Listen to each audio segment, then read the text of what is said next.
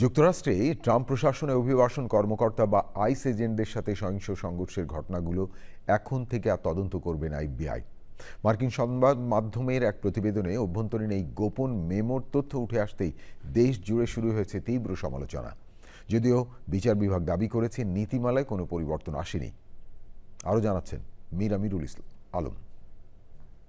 যুক্তরাষ্ট্রের immigration and customs enforcement বা আইস কর্মকর্তাদের জবাবদিহিতা নিয়ে নতুন বিতর্কের জন্ম দিয়েছে প্রশাসনের এক অভ্যন্তরীণ নির্দেশনা।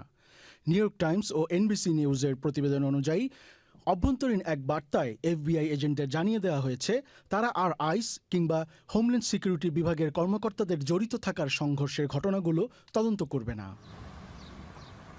সাধারণত কোনো অভিবাসন কর্মকর্তার বিরুদ্ধে অতিরিক্ত বল প্রয়োগ কিংবা অনিয়মের অভিযোগ উঠলে এফবিআই স্বাধীন তদন্তের মাধ্যমে সত্য উন্মোচিত হতো।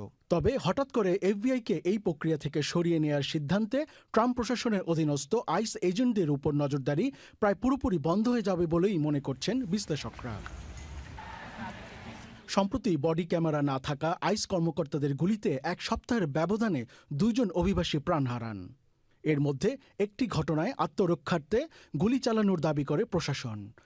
কিন্তু ঘটনার পরপরই এফবিআইয়ের তদন্ত বন্ধ করার এমন সিদ্ধান্ত নিরপেক্ষ বিচার পাওয়া নিয়ে তুলে দিয়েছে বড় প্রশ্ন।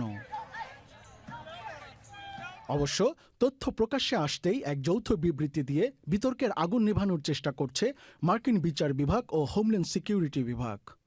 তাদের দাবি এফবিআইয়ের তদন্ত নীতিমালায় কোনো পরিবর্তন আসেনি এবং তারা আগের নিয়মেই সরকারি কর্মকর্তাদের সাথে জড়িত সংঘর্ষের ঘটনাগুলো তদন্ত চালিয়ে যাবে।